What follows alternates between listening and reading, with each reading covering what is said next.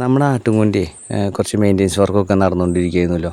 നമ്മളതിൻ്റെ വീഡിയോസെല്ലാം നമ്മുടെ ചാനൽ നമ്മൾ ഇട്ടിട്ടുണ്ടായിരുന്നു. അപ്പോൾ ഇപ്പോൾ ആട്ടുംകൂടും കാര്യങ്ങളെല്ലാം നമ്മൾ സെറ്റാക്കി എടുത്തിട്ടുണ്ട് കേട്ടോ. ഇനിയിപ്പോൾ നമ്മുടെ കൂട്ടത്തിൽ ഒരാൾക്കാണ് കൂടില്ലാതെ അഡ്ജസ്റ്റ് ചെയ്ത് നമ്മൾ ഇട്ടേക്കണം കേട്ടോ. അത് വേറെ ആരുമില്ല, നമ്മുടെ ടിങ്കു ആണ് കേട്ടോ. ടിങ്കു ഇപ്പോൾ കിടക്കുന്നത് ഞാൻ ജാവേനെ വളർത്തിക്കൊണ്ടിരുന്ന ഒരു കൂടായിരുന്നു കേട്ടോ. അത് ബേഡ്സിനെ വളർത്താൻ വേണ്ടിയിട്ട് ഉണ്ടാക്കിയത് കൊണ്ട് തന്നെ അത്ര വലിയ നമ്മൾ ബലത്തിലൊന്നല്ല ഉണ്ടാക്കിയേക്കണേ.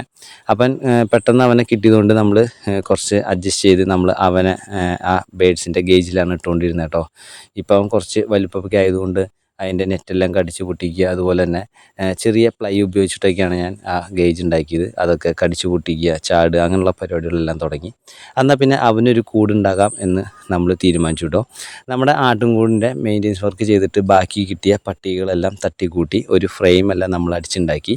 ഫ്രെയിമിൻ്റെ താഴ്വശത്ത്, അതായത് ഫ്ലോറിനായിട്ട് നമ്മൾ കുറച്ച് പലകളെല്ലാം മുറിച്ച് അടിച്ച് ഫ്ലോറെല്ലാം സെറ്റ് ചെയ്തു. പിന്നെ ചുറ്റും മറയ്ക്കാൻ വേണ്ടി നമ്മൾ 1 ഇഞ്ചിൻ്റെ നെറ്റ് വാങ്ങിച്ചുകൊണ്ട് വന്നിട്ടുണ്ടായിരുന്നു കേട്ടോ. അപ്പോൾ ആ 1 ഇഞ്ചിൻ്റെ നെറ്റ് മുറിച്ച് ചുറ്റും അടിച്ചു.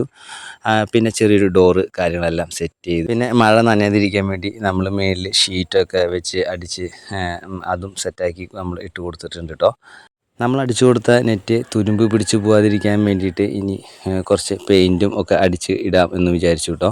അങ്ങനെ നമ്മൾ പെയിൻറ്റൊക്കെ വാങ്ങിച്ചുകൊണ്ട് വന്ന് നമ്മൾ മെല്ലെ അടിക്കുകയാണ്. നമ്മൾ പെയിൻ്റ് അടിക്കാൻ വേണ്ടി തീരുമാനിച്ചത് ബ്രഷ് ഉപയോഗിച്ച് അടിക്കാമെന്നാണ് ആദ്യം വിചാരിച്ചത്. അപ്പോൾ ബ്രഷ് ഉപയോഗിച്ച് നമ്മൾ പെയിൻ്റ് അടിക്കുന്ന സമയത്താണ് നമുക്ക് മനസ്സിലായത് ബ്രഷ് ഉപയോഗിച്ച് അടിച്ച് കഴിഞ്ഞാൽ നല്ല രീതിയിൽ തന്നെ സമയമെടുക്കും, നല്ലൊരു പണിയാവും കേട്ടോ.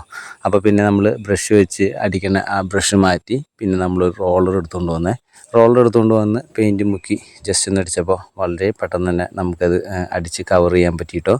അങ്ങനെ നമ്മുടെ പട്ടിക്കൂടിൻ്റെ ചുറ്റും നമ്മൾ ഗ്രില്ലിലെല്ലാം നമ്മൾ പെയിൻ്റ് അടിച്ച് നമ്മളത് വർക്ക് ഫിനിഷ് ചെയ്യാണ്. പിന്നെ പുറത്തു നിന്നും ഇതുപോലെ നമ്മൾ റോള് കൊണ്ട് മൊത്തം പെയിൻ്റ് അടിച്ചതിന് ശേഷം ആ കൂടിൻ്റെ അകത്ത് കയറി ഉൾവശം കൂടി പെയിൻ്റ് അടിച്ചപ്പോൾ നമ്മുടെ നെറ്റ് ശരിക്കും കവറായിട്ട് പെയിൻറ്റ് കറക്റ്റായിട്ട് എല്ലായിടത്തും ആയിട്ടുണ്ട് കേട്ടോ.